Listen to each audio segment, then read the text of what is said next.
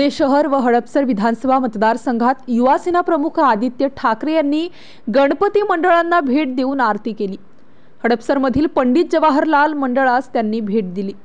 यावेळी माजी आमदार महादेव बाबर उपस्थित होते। कामधेनू मित्र मंडळाची आरती शिवसेना उद्धव बाळासाहेब ठाकरे पक्षाचे शहर प्रमुख संजय मोरे यांच्या हस्ते झाली। यावेळी उपशहर प्रमुख समीर तुपे, हडपसर विभाग प्रमुख राजेंद्र बाबर, दादा पायगुडे, उद्योजक सुनील दाभाडे उपस्थित होते। मंडळाच्या वतीने अध्यक्ष शिवकुमार कदरे, अमर चौधरी, गणेश झेंडे, अभिजित ससाणे यांनी उपस्थित मान्यवरांचा सत्कार करण्यात आला। आदित्य ठाकरे यांचा हडपसर दौरा म्हणजे आगामी विधानसभा निवडणुकीत महाविकास आघाडी जागा वाटपात शिवसेनेला मिळावा अशी संधी निर्माण झाल्याचे, तसेच पुढील वर्षी आदित्य साहेब मंत्री बनून व समीर तुपे नगरसेवक बनवून आरतीचा मान घेतील असा विश्वास शहर प्रमुख संजय मोरे यांनी व्यक्त केला। राज्यात महाविकास आघाडी सरकार यावे, हडपसर मतदारसंघात महाविकास आघाडीचा आमदार यावा असे साकडे गणपती बाप्पाला साकडे घालत असल्याचे उपशहर प्रमुख समीर तुपे यांनी सांगितले। किशोर सुतार यांनी सूत्रसंचालन केले। आदित्य साहेब ठाकरे मुंबईचा दौरा आटोपून पुण्याकडे आले। पुण्यामध्ये श्रीमंत दगडूशेठ हलवाई मंडळ, अखिल मंडई मंडळ आणि भाऊरंगारी मंडळ अशा 3 मंडळांना भेटी देऊन कोथरूडकडे त्यांचं प्रयाण झालं। त्या ठिकाणी आमचे महापालिकेतले गटनेते पृथ्वीराजदादा सुतार यांचं मंडळ असेल, माजी आमदार चंद्रकांतजी मोकाटे यांचं मंडळ असेल, त्यानंतर डायरेक्ट आपल्या या हडपसर विधानसभाचे मतदारसंघाचे माजी आमदार महादेव अण्णा बाबर यांचं मंडळ या ठिकाणी चौकात केलं। त्यानंतर या ठिकाणी कामधेनू मंडळात येणार होते, पण काही कार्यकर्त्यांच्या आग्रहास्तव साहेब त्या ठिकाणी गेले। खरं तर या ठिकाणी जाऊन साहेब हायवेनीकडे जाणार होते, पण कामधेनू मित्रमंडळाच्या सर्व पदाधिकारी, कार्यकर्ते, येथील रहिवासी आणि व्यापारी मंडळांचं या ठिकाणी मी साहेबांच्या वतीने दिलगिरी व्यक्त करतो। परंतु पुढच्या वर्षी नक्की साहेबांना या ठिकाणी मंत्री म्हणून पहिलं पुण्यातलं मंडळ हे कामधेनू मंडळ असेल अशी या ठिकाणी ग्वाही दिली, दिलगिरी व्यक्त केली। परंतु गणेशोत्सवा शुभेच्छा माननीय आदित्य साहेब ठाकरे यांच्या वतीने मी या ठिकाणी दिल्या। सर्व नागरिकांना शुभेच्छा दिल्या। उद्या विसर्जन मिरवणूक शांततेत पार पाडू, उत्साहाच्या वातावरणामध्ये आपण गणपती बाप्पांना निरोप देऊ। गणपतीच्या मिरवणुकीला सर्व स्थानिक लोक सहभागी होतील, शिवसेनेचे पदाधिकारी सहभागी होतील। परंतु फक्त साहेबच मंत्री म्हणून नाही, तर या भागातले समीर अण्णा तुपे जे नगरसेवक म्हणून सुद्धा निवडून येतील, त्यानंतरचा पहिला गणपती असेल। या दोघा माननीयांच्या उपस्थितीमध्ये या गणपती बाप्पाची, कामधेनू मित्र मंडळाच्या गणपती बाप्पाची आरती होईल अशी ग्वाही देतो। महाराष्ट्रामध्ये शांतता नांदू द्या, त्या अत्याचाराला आपल्या महिला वर्ग बळी पडतोय, त्या ठिकाणी या गुन्हेगारांना कडक शासन व्हावं, या सरकारनं शासन करावं आणि गणपती बाप्पा आपण सगळ्यांना सुबुद्धी द्या।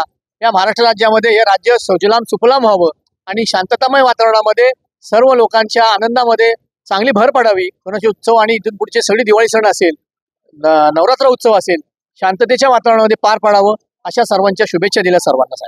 ठाकरे हडपसर मतदारसंघाच्या दौऱ्यावर आले, त्यामुळं आमच्या आशा पल्लवित झाल्या की हा विधानसभा मतदारसंघ शिवसेनेला सुटेल अशी आमची अपेक्षा आहे, आशा आहे। आणि म्हणूनच आदित्य साहेब या ठिकाणी आले।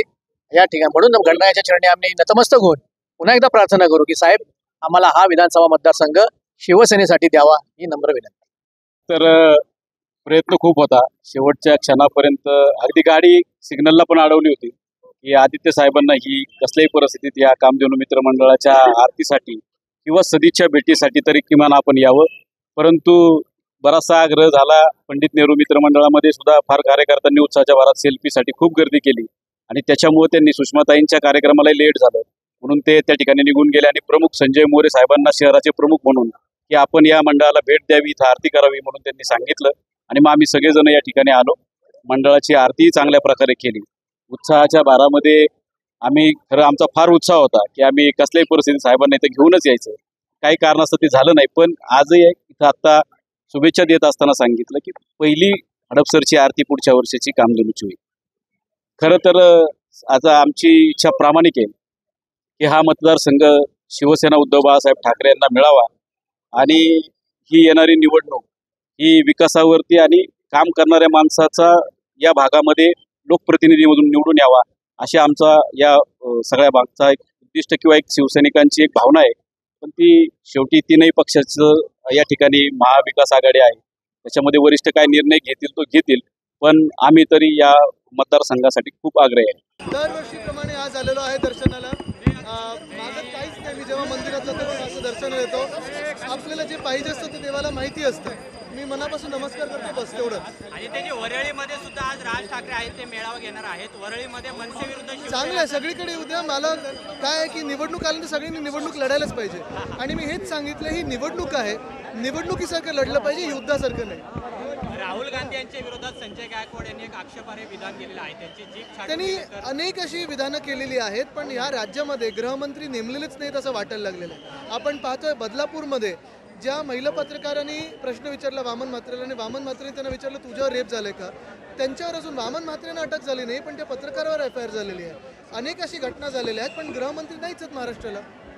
गृहमंत्री आज पुण्यामध्ये आहेत आणि गेल्या 3 गृहमंत्री दिवसामध्ये खरोखर आहेत का, त्यांच्याकडे खातं आहे का? पुण्यामध्ये 3 दिवसात 3 फायरिंगच्या घटना वेगवेगळ्या ठिकाणी घडलेल्या आहेत. कायदा सुव्यवस्थेचा प्रश्न निर्माण झाला. कायदा सुव्यवस्था महाराष्ट्रात आपण पाहिलं असेल, जणू काही गृहमंत्री नाहीच आहे महाराष्ट्राला, असं सरकार चाललेलं आहे. एकूण इलेक्टिव्ह मेरिटवरती एक गोष्ट जी आहे ती समोर येते, सगळ्यांच्याच लायसन्स सुरू झालेलं आहे.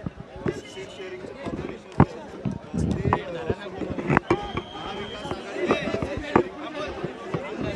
मला वाटतं महाविकास आघाडीचं सीट शेअरिंग आपल्याला माहिती आहे, वरिष्ठ नेते करत आहेत आणि लवकरच आपल्या समोर ते येतील. मुख्यमंत्री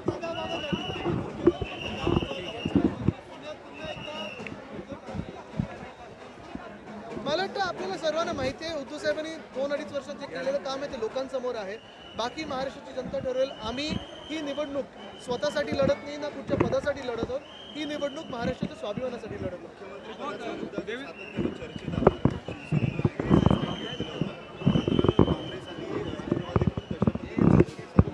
मला वाटतं आपण एक पाहिलं असेल, नाही एक महत्त्वाचे प्रश्न म्हणजे महायुतीचं मुख्यमंत्र्याचा चेहरा कोण आहे, महायुतीकडून कोण आहे, हाच चेहरा घेऊन जाणार आहे का जो भ्रष्ट चेहरा आहे, गद्दारांचा चेहरा आहे, की चेहरा बदलणार आहे?